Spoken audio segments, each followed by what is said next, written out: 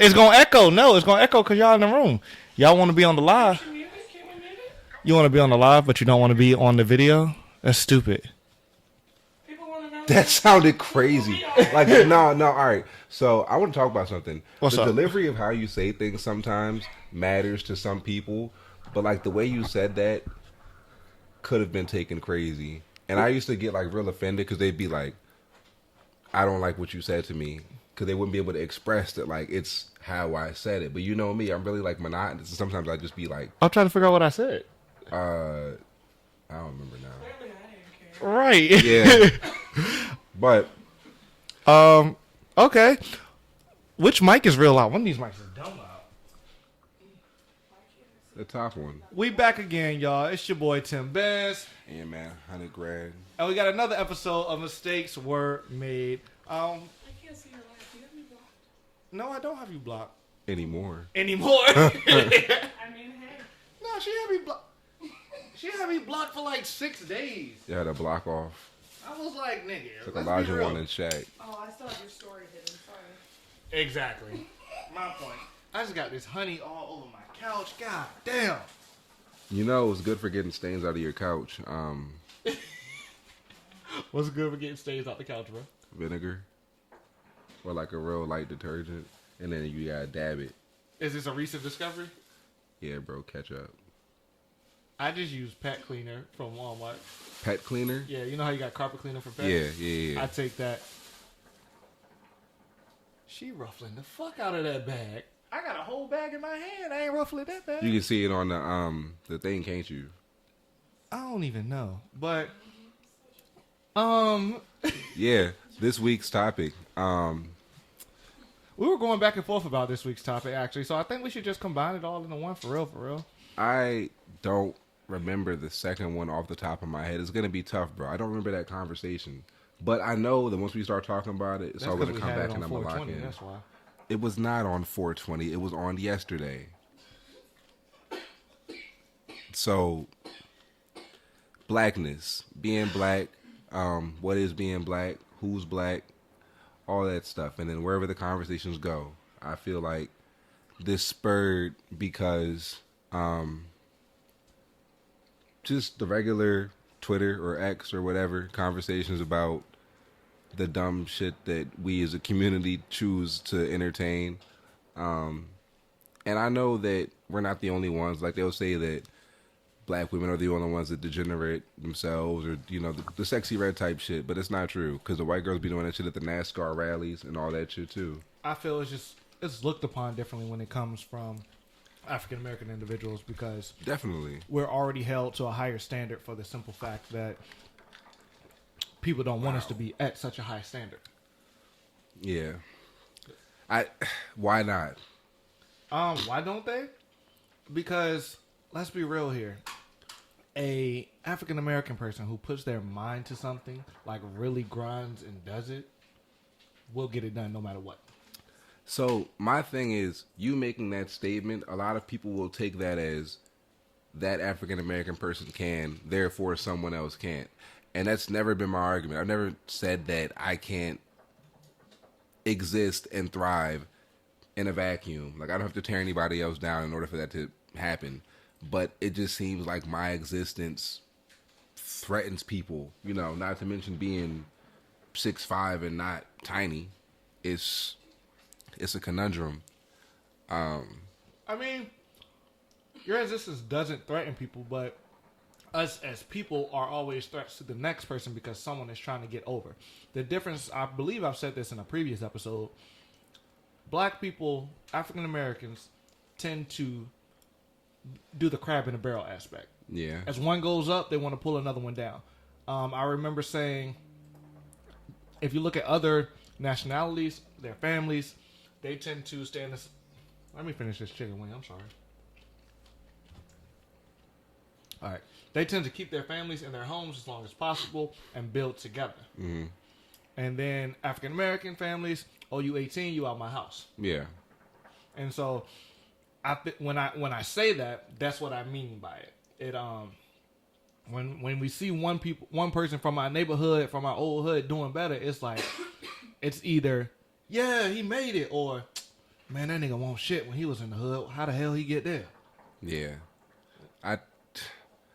I feel like niggas is just stuck just because of, slavery, obviously, but also the whole diaspora thing.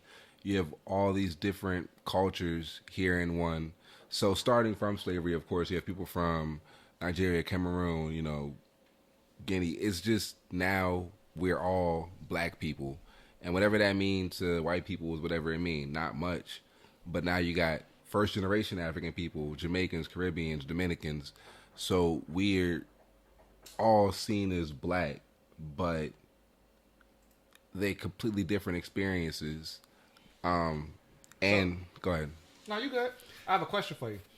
With everything going on in recent events, one of my best friends, she holds a podcast. Where'd I get? I became British out of nowhere. Mm-hmm. She holds a podcast. It's called what is it? Let's Stay Focused. I want to give y'all the proper name. Let Me Stay Focused. Okay.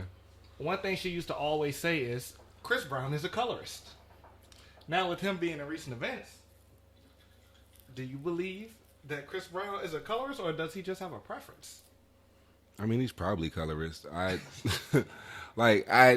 People don't say stuff like that boundlessly, and I've seen him doxed before about something like that, and they had receipts that weren't just like he prefers Karrueche and Rihanna. Like I think he'd said some slander and shit about dark skinned women, and like preferences is just that. Like you can date white women or white men or purple men or purple women. I don't care. I don't give a shit. You gonna date a Smurf? Small petite woman that are blue. They're really small, bro. I'm 6'5". That's not gonna be ideal for most situations. Hey, you ever been in the act and went up in it and hit one of those IU? Is it IU? Yeah. That's funny. I don't think I've ever talked to nobody about that before. It was unpleasant.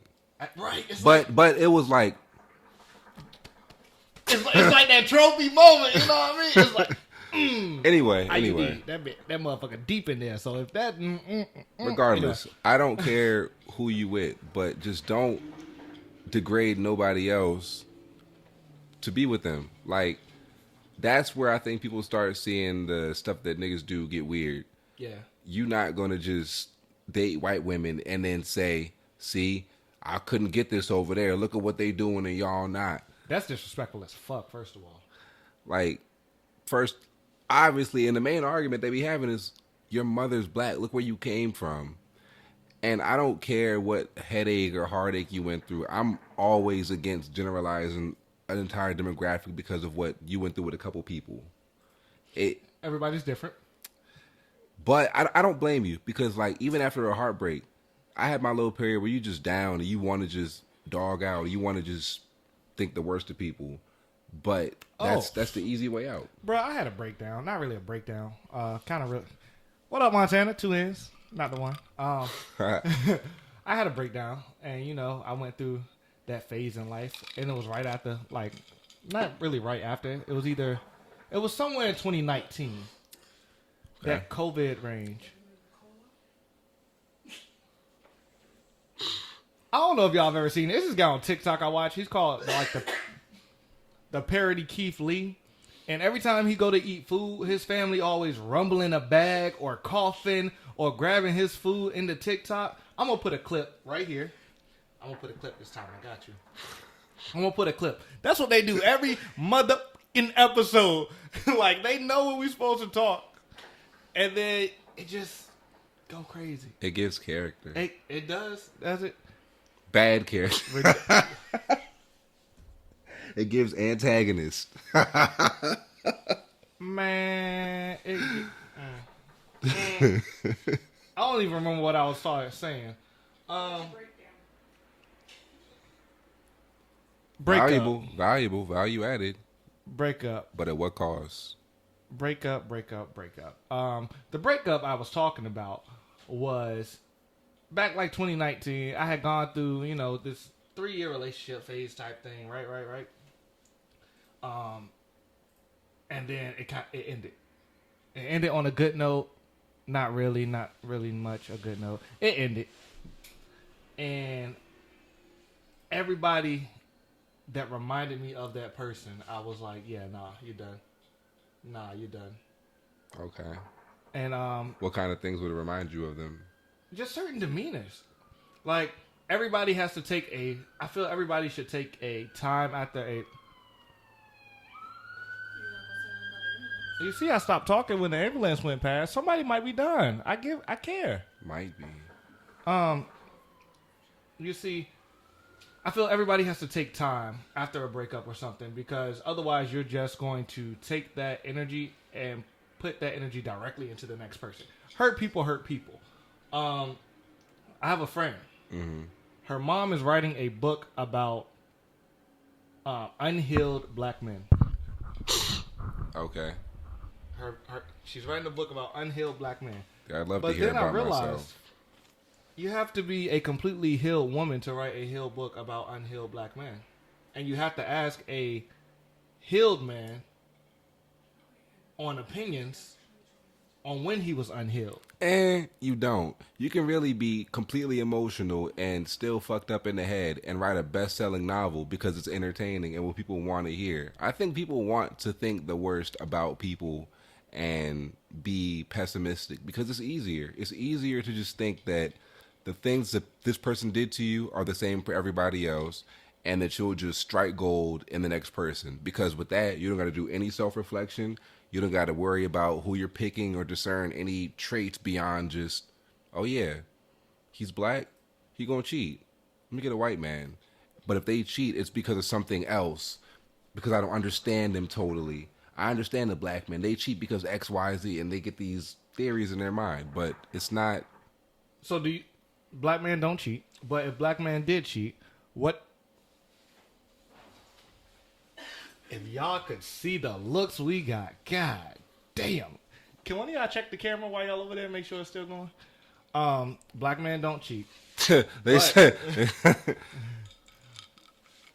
What do you feel would have to be, what's something that you feel would push you to the point where you're like, I can't do this no more? Everybody has their limits. Everybody has their pet peeves. What's one thing that you like? Yeah, I can't do this no more. Wouldn't I leave? Yeah.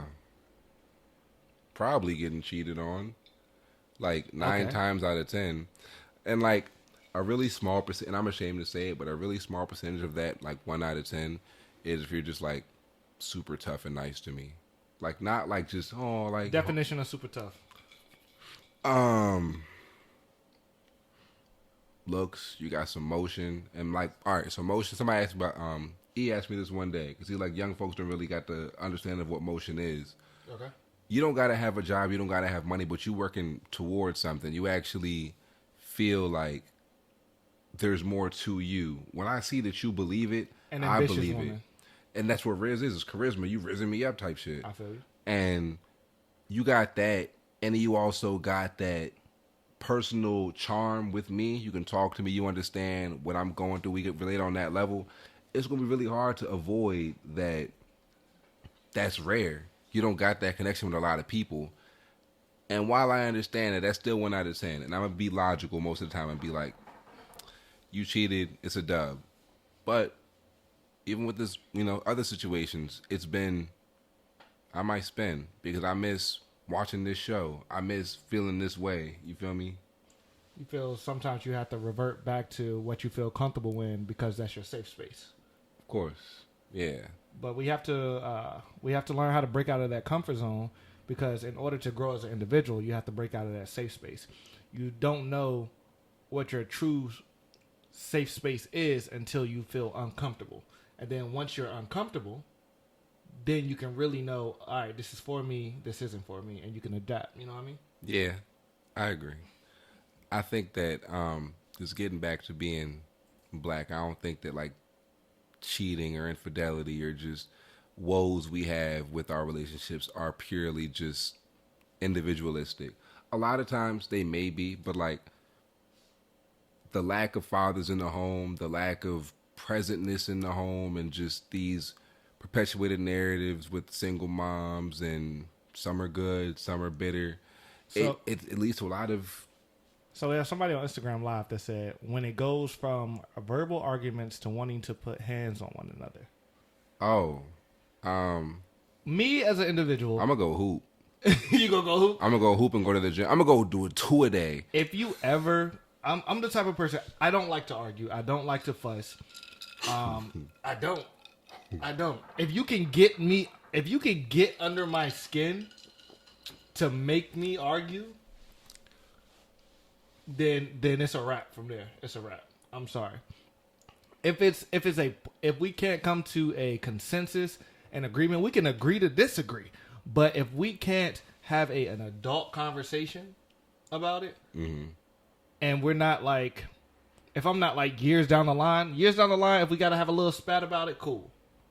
But if it's like beginner stages and we arguing about stuff that doesn't make sense, you can't even tell me my middle name, my favorite color, and you want to argue with me, please get the hell out my face. Yeah, like I'm not going to start with hands, but that conversation we have may end up with, all right, bro, let's go 30.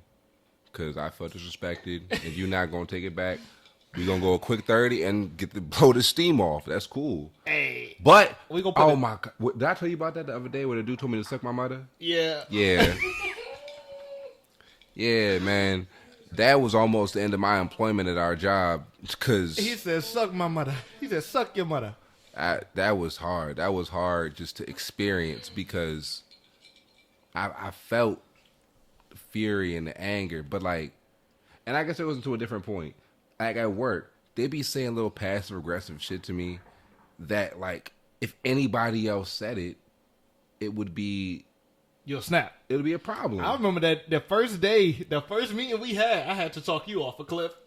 It was a shift. It was a night shift, and I came down. I wasn't that mad, but that's just how it came across because it was. So I respect chain of command. I always do, but at the end of the day, I also recognize that as a person, we're doing this because we both have a common goal. Right.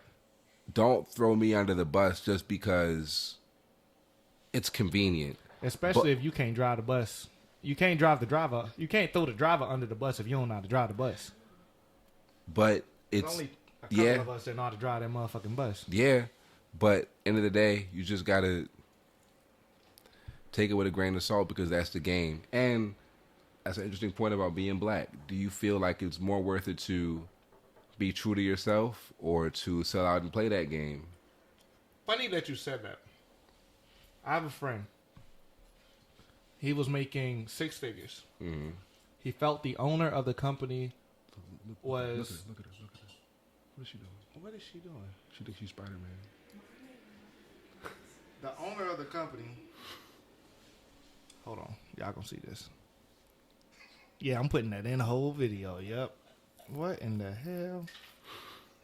The owner of the company was anti-black. Mm. That's what he felt. So he quit. 6-figure job. Quit. Yeah. No backup plan. Okay. Like, how do you feel about that? I can give my honest opinion. I respect that nigga with all my heart, but like, I respect him as well. One, I couldn't do that. I could not. I could not.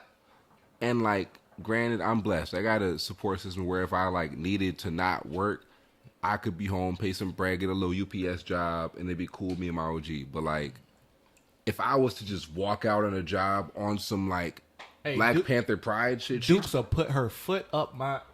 Bruh. What? I have a car payment. I have rent that's still going to be due. I have bills that need to be paid. Hey, can I hold... No, I'm not going to be that. I refuse to be that. Bruh, I haven't been home since I left... Actually, I think I left home at like 17 and haven't been back since. Haven't asked for anything. I don't even think I asked for a college book at the time. I had college. I was going for college. Came back during COVID. And then, like, it's a good back and forth because, like, if the transactions go through her, and I pay her, and they pay for it. I feel. It's keep us talking, keep us in the family type stuff. Like, jeez, man, what flavor are those? Let me get one. They're hot, honey. Go ahead, take one. After I finish this point. She look out. And that's what I'm looking for from a community. I want to be able to say, yeah, if I was down bad, I know that she got me.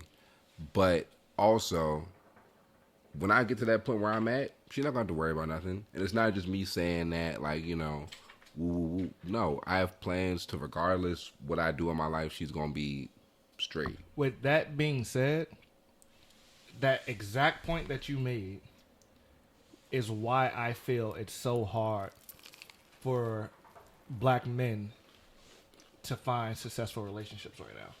Because, listen, hear me out. A lot of black men are raised by single mothers. Mm-hmm. Single mothers do everything in their willpower to make sure that we are okay, we can survive, and we make it. So in order for us to do that, we feel a significant other we bring into our lives is to be held to the same standard as what our mother can do and will do, which is a downfall, and it brings a good point because we know what we're looking for, but unfortunately, you can't get that without giving up something. You know what I mean? Yeah. I think that,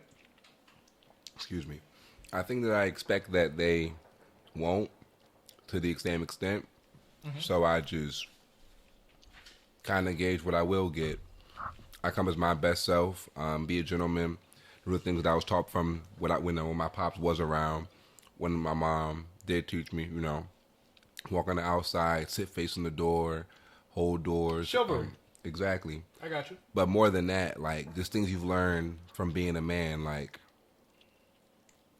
somebody, like respect in a relationship, some intangible things, like you're not going to just eye somebody else down when you got somebody you calling your woman type stuff. It just become what you deem being a man it's or not. Norm. But it become so what you as a black man call being a man is hard when it's almost solely based off of how you were raised and what you believe, because if you weren't raised by a black man, then you're not going to understand the same beliefs. I get it. Yeah.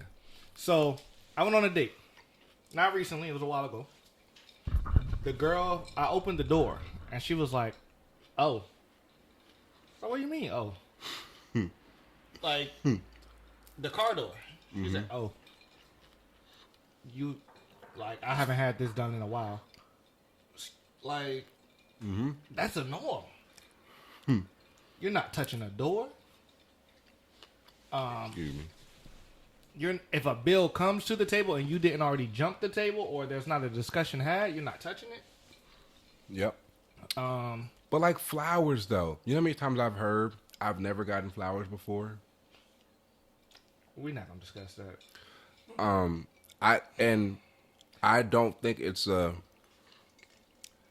black man or black woman thing, because a lot of different people from different cultures I've dated have said I've never gotten flowers, I've never gotten this kind of treatment. I do think though that being black gives a certain stigma when you dating. I believe that. Damn. I don't know why I keep doing that. You keep hitting that glass gonna break in your hand. I believe that a lot of people try to keep it within us. It's a pro-black thing. Like date only black people? Yeah, I know a lot of people who do that. I know a lot of cultures, like even mine. I think it's it'd be weird if I came home with somebody that wasn't black, but not to the point where they would make it uncomfortable for them. Right. It's different. Yeah. It's different. And I'm fortunate to be in that situation, but I know a lot of people where it would just be you're ostracized for that. Like you come home and you're the black sheep of the family because you don't date black women or you don't date black men. I ain't gonna lie, that's my cousin. First time my cousin came home, he came home with a white girl. And we were just like, "Hey." At the moment, because that was the first in the family, so it was just like, it was different. Mind you, now she cool as all get out. We love her to death, but when we first saw her, we were just like, "Hey." Yeah. She said she was bringing macaronis to the cookout one year, and we didn't know how to act. How'd it turn out? It was actually pretty good. It was actually really good. Like, it was good. She did her thing, but Cool. It's just different. It's different. Yeah. And I feel like everybody should try it at least once, not necessarily What, white mac and cheese or interracial dating? interracial dating. I feel like everybody should try interracial dating at least once. I think so too. I think that also you should. This man said white people mac and cheese. That's, I don't know, KFC and Chick-fil-A, they figuring out the recipes, man. You know the worst mac and cheese? Freaking Kraft mac and cheese. I don't see how people eat that. That powder mac and cheese. That's what turned me off from all mac and cheese, man. Kraft? Bruh. Velveeta I can deal with. KFC and Lee's here in Richmond. I don't care what y'all say. Lee's chicken here in Richmond is nothing Lee's but KFC. chicken. It's KFC. I don't care how you... It's KFC. The macaroni tastes the same. The chicken tastes the same. All the sides taste the same. Everything is the same. All right, we at 26 minutes. So I want to finish this as just a whole Blackness episode and talk about... I just want to make sure the camera, because you know sometimes sure. the camera cut out. For sure. And that'll give me some more clips to put on IG and all that. I really care about that. Community stuff, like black-owned businesses. We work for a black-owned business, and while there's shortcomings like any small business, I take a lot of pride in seeing how prominent our black-owned businesses for Richmond. So, this is my thing with black-owned businesses.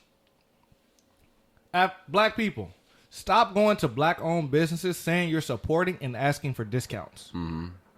If you're there to support a black-owned business, support it. Pay the full amount. Do what you need to do to support that business to keep it afloat. If you're asking for a discount, that business is not getting the total profit that it should be getting. And then the often comeback for that is, well, it's too expensive. But people quick to go out and buy all these name brand bags that aren't black-owned. Mm-hmm. And the quality's not that much better you're getting from Telfar or Nike that you would get from your man's brand. Is Telfar black-owned? Is Telfar black-owned? Telfar might be. It is. Telfar was a bad example. Yeah. Louis. Yeah, I think, yeah. But a lot of these things are the same factory, the same exact factory. Like your eyeglasses are all made in the same factory, shoes, phones, all that.